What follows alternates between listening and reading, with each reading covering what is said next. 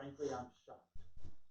When I got up this morning and came to the office, I told Lucas, our communications director, that we probably ought to make plans for a press conference, maybe as early as today, very probably tomorrow, and even Saturday. I had no idea what the results of the election would bring about. It's still setting in. I'd be very willing to take any questions that anybody in the room might have at this time. So with this being a Jubilee year, tell us how or what do you expect this new Pope to continue that hopefulness, that inspiration that Pope Francis, has left behind? That is an excellent question. But how do I think he might be able to carry on the legacy of Pope Francis, especially in this Jubilee year? I thought his remarks, in which he very concretely cited some of the hallmark aspects of the ministry of the late Pope Francis, I thought that told us a lot. It fills me with great hope in this Jubilee year of hope. I think the Jubilee year has actually been accented by the election of a new Pope, and especially the election of this man as Pope. As you can tell, I'm sort of excited.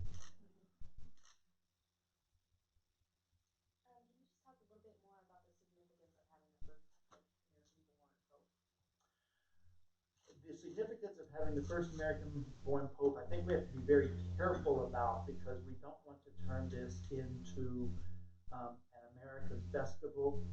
He's really a man of the global society because of the time he spent in Peru, and frankly, as head of a religious order for the whole world, he has traveled the world. And so I think we want to be very careful not to fall into our typical American myopia. But I think it's very significant that he does know the landscape of the church in the United States. And that's part of what really excites me. In his role as head of the dicastery for bishops, the congregation, the group that's in charge of bishops throughout the world, and especially in charge of making recommendations to the Pope for new bishops, that also has given him a great view on the church throughout the world and the needs of the church throughout the world. But he knows the needs of the church in this country very well.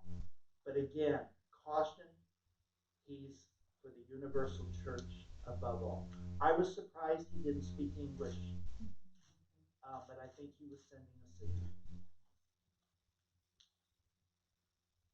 And so could you tell us, once you saw Pope Leo come on that balcony, what was your initial reaction? Ooh. My my real reaction came when I heard his last name in the announcement.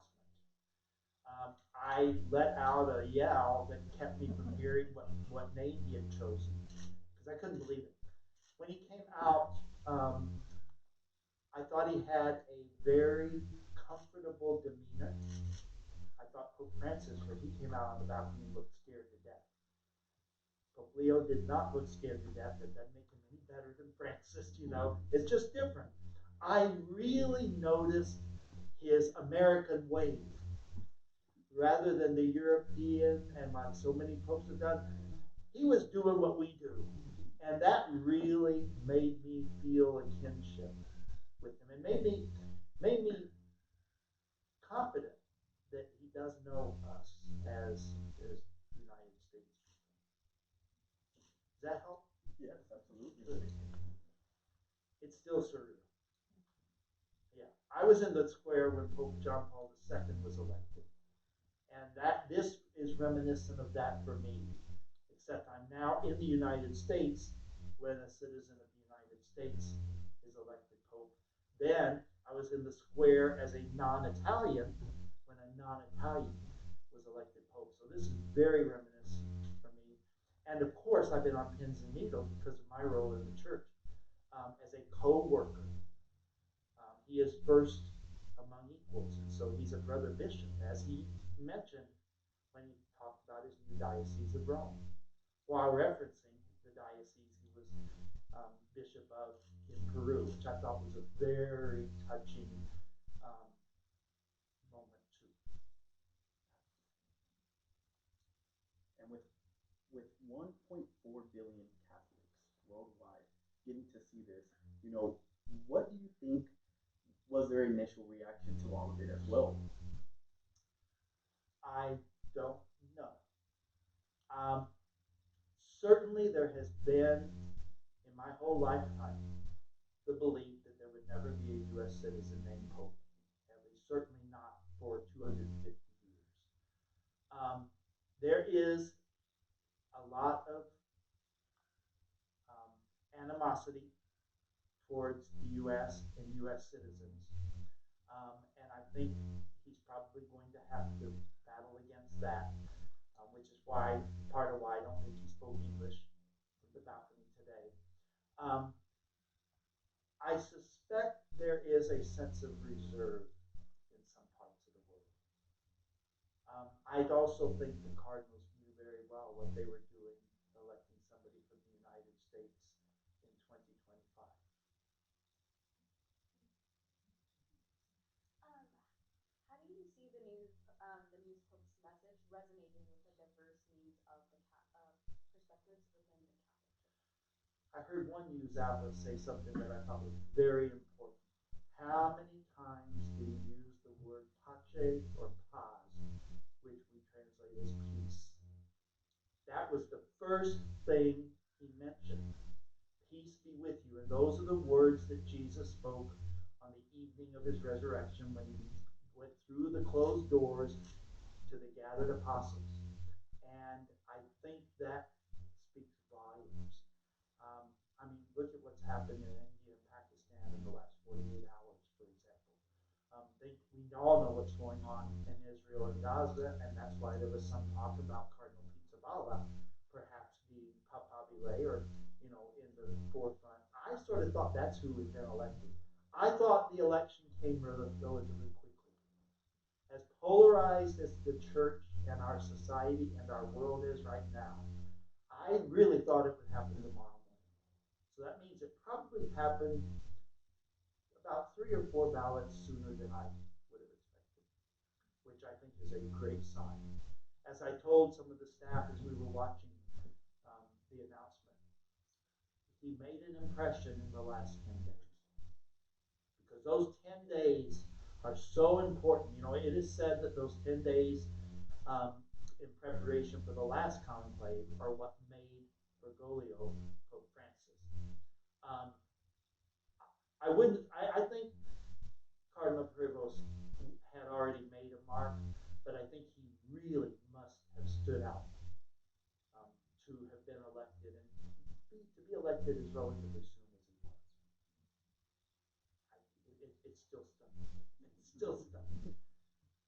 With the Pope being a global leader, how can the people best support the new Pope in regards to leading the church? Well, first of all, by prayer. Secondly, let's not jump to judgment at every word he speaks. Um, let's listen attentively to both what he says and what he doesn't say. Um, and let's also accept him at face value. But none of this prejudgment that we're all too good at. Let's just let's just give him a chance. I believe he probably will be preaching at a mass with the Cardinals tomorrow. I hope to be able to see that, because when I saw that the day after Pope Francis was elected, it touched me deeply, and I'm eager to see and hear him preach.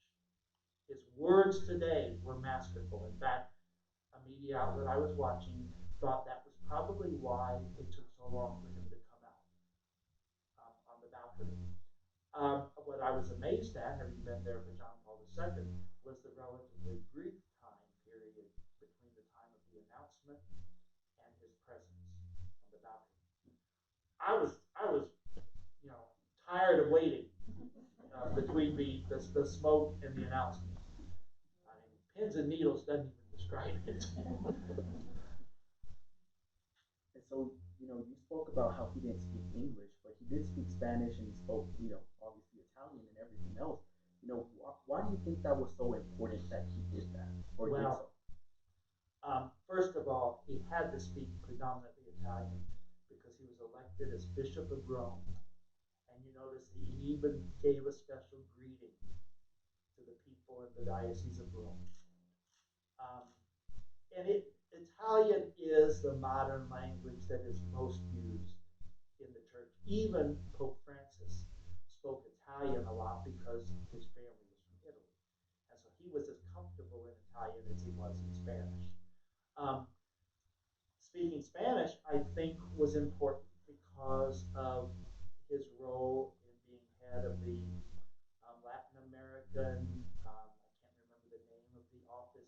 He was head of the Latin American, um, some Vatican office that had charge of Latin American affairs.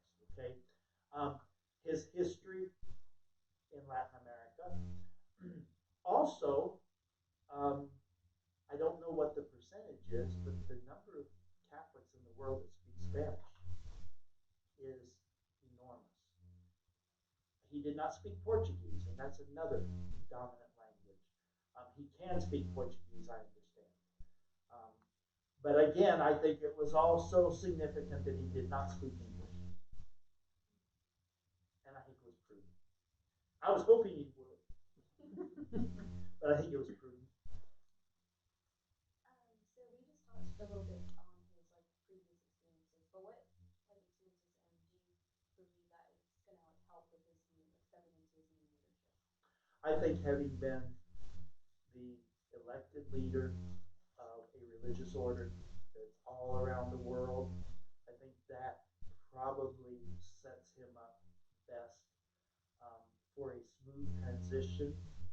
He's got the experience of dealing with a variety of cultures, nationalities, um, customs, and certainly languages. I think that's probably the single most important thing. His role in the Vatican as head of the bishop's congregation, now we call it dicastery, um, I think also gives him a real window into the situation of the world. Because you see, when they're electing and not electing, when they're selecting a new bishop for an area, they have a summary of the needs of the diocese in front of them there at that office. And so he has seen needs of the church all around the world ever since he was appointed to that office. I believe it was in 2023. Forgive me for not having all my facts right at hand. This is 2 hours old. You know? So, and like I say, and I'm still in shock.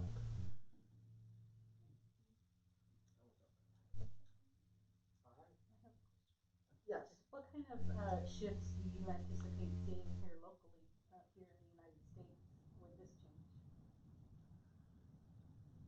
I think that one of the ways that people have tended to criticize the leadership of the church has been, well, they just don't understand the situation in the United States. That's out the window. That's out the window. I think we in the United States will be better able to appreciate some of what he says when he says things and where he's coming from, because he's of our culture, but not only our culture, which is so important. He's bicultural, just like in this area we really are. And so I just think he's like us. And that's not to say anything about others. I mean, the reality is, look at these flags. Does that answer your question? I think it. I think it makes it easier for issues that arise in the church in the United States that he has to deal with. It makes it easier for him to get on those issues because he's much more familiar with the landscape. Do you have any more questions? Yes. Can you talk a little bit about Leo? previous Leo XIII, why he might have chosen. Of course, I don't know why he chose Right, the name, right. and I'm glad you asked that question, because I was about to share it. Because it was at the lunch table today that one of our staff members gave us, I think, the hint as to what he might be saying by taking the name Leo. Leo the 13th is the Pope who is credited with first promoting what we now know of as and refer to as the social teachings of the church, the social aspect of the gospel of Jesus. And that is, at least for me right now, the most plausible possible explanation I can think of. And it sure makes me have even more hope. Thank you for asking. Almost like we set you up. You want you to forget. All right, well, that wraps it up. Thank you all for being here. Thank you to the media for coming Yes, out thank and you. joining us Thank you. and sharing the good news.